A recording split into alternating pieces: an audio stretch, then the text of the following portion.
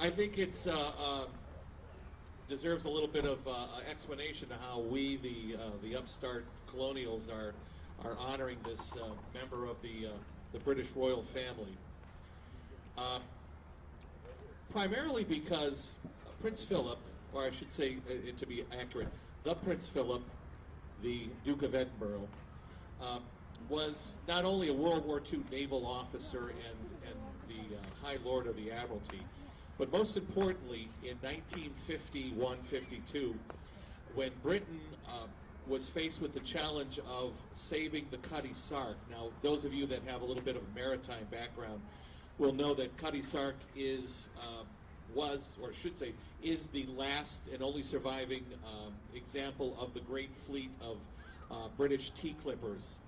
They were the 747 jumbo jets of the 19th century. Well, though there may have been hundreds, if not thousands, of great sailing ships and clippers plying the seas, particularly under the British flag, the Cutty Sark turned out to be the greatest, fastest, and apparently the last one that was still afloat. And maritime preservation experts wanted to save this great relic of the China clipper service. But in post-war Britain, money was incredibly hard to come by. In fact, rationing, as we understood it in America in World War II, was over the minute victory was declared. But rationing continued in Britain into the 50s, so they suffered the results of the wartime privations much longer. So money was hard to come by. And time and tide wait for no ship, and Cutty Sark was in terrible peril. And Prince Philip, with his maritime background, of course, was approached and asked if he could help lend some royal firepower to the effort to save Cutty Sark. And he not only helped, but he really rolled up his royal sleeves and dug in and made sure that that great ship was saved. And today, if you ever have the opportunity to go to Britain, London, or actually just a little bit up the Thames in Greenwich, you can see the Cutty Sark today. She is perhaps the greatest example of maritime ship preservation. And of course, raising money for Cutty Sark was just the start. Today in Britain, there are submarines and ships all over the Isles. And virtually all of them, in some way or another, owe a debt of gratitude to Prince Philip for his help in raising money. So that's the reason why we're here today. That's why we thought it would be fitting, although understandable, the time shift. His funeral was at 3 p.m. British Standard Time, so we're doing it 3 p.m. Eastern Daylight Savings Time. But so we're going to honor him because, frankly, Cod was the American equivalent of Cutty Sark. In 1971, when the Navy said we no longer need Cod as a training platform, she was slated for scrapping.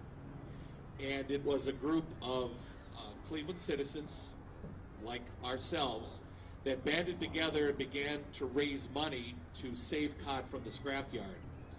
Now, unfortunately, in 1971, we didn't have Prince Philip over here. In fact, I'm not sure if we had any royal or celebrity firepower to help us outside of perhaps George Quay, who had a Buick dealership, and the owner of a Bit of Budapest restaurant, who called up our organization and said, on Sunday, I'm going to donate all of the proceeds from my Sunday dinner to save the Cod. So I can tell you that really was the first meaningful cash infusion that our organization got. So we certainly would have loved to have had Prince Philip on our side of the pond helping us, but as it turned out, we raised the money anyway. It just took 5 years to do that. So, and there's another connection. As some of you would know, that Cod was brought to Cleveland in 1959 as part of the newly opened St. Lawrence Seaway. And Cod, of course, was not under power. She was being towed by a Navy fleet tug. The fleet tug Sagamore, with Cod in tow, made it as far as Quebec City when they encountered the first of the new St. Lawrence Seaway locks. And Cod was to have been technically the second ship because she was being towed by fleet tug Sagamore. But that tug in tow would have been the first ships through the St. Lawrence Seaway, but for the fact that Cod received orders to pull to the side and allow the Royal Yacht Britannia to be the first ceremonial ship through the St. Lawrence Seaway. And we're blessed to have in our archives several pictures taken from the deck of the Cod of the Royal Yacht Britannia passing by. And of course the Queen was aboard with Prince Philip and President Eisenhower. So I'd like to think in my heart of hearts that he, being an old sea lord, looked over and saw that American fleet submarine, and certainly we saw them. So there was that little personal connection. 300, 400 feet, and he saw us, we saw him. So today, in his honor, we're having this small ceremony. Now, we were going to cap it off with some bagpipes. Unfortunately, our bagpiper couldn't make it. But in honor of a man who saw the value of historic ships, we have this day set aside in this moment to remember him. Now, one last thing, this is not going to be a religious service in any way, but Prince Philip was certainly a man of letters, and through him, I was able to appreciate the British poet John Masefield, and perhaps I should say Sir John Masefield. I'm not sure if he was ever granted the title. I believe he was.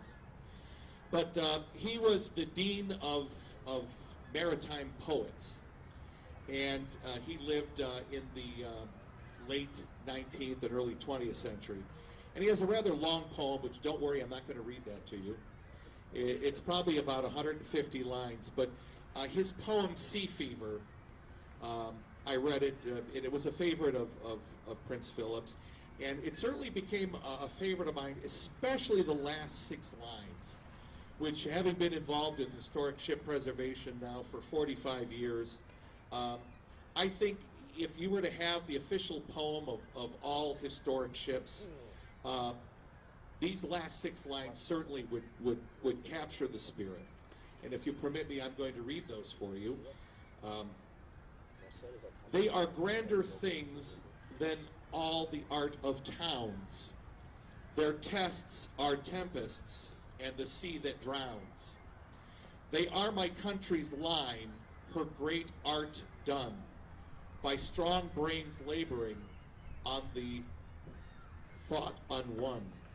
They mark our passage as a race of men. Earth will not see such ships as those again. So, with that in mind, let's all stand as we render a 3-gun salute to a great man of the world, and certainly someone who, in spirit, would have helped save Cod had he been on this side of the pond. Thank you.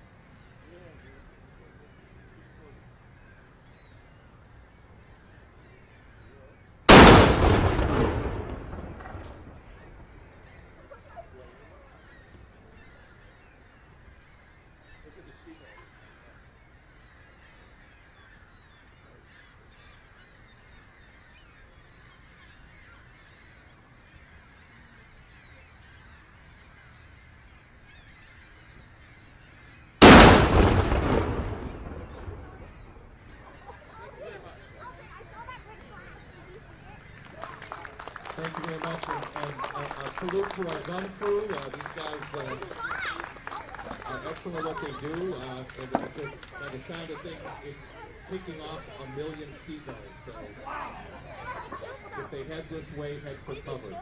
Thank you very much. Oh my God.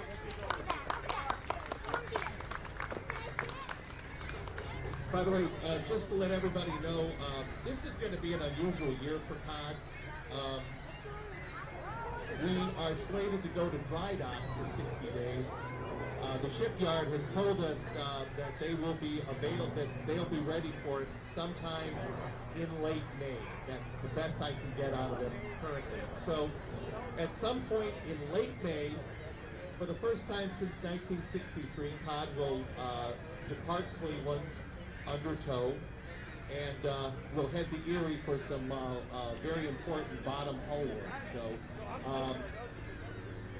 if you're planning to come to see Cod, let's do it before late May, and certainly or have to wait till sometime in August. But that's the story about Cod departing this year. So thank you very much.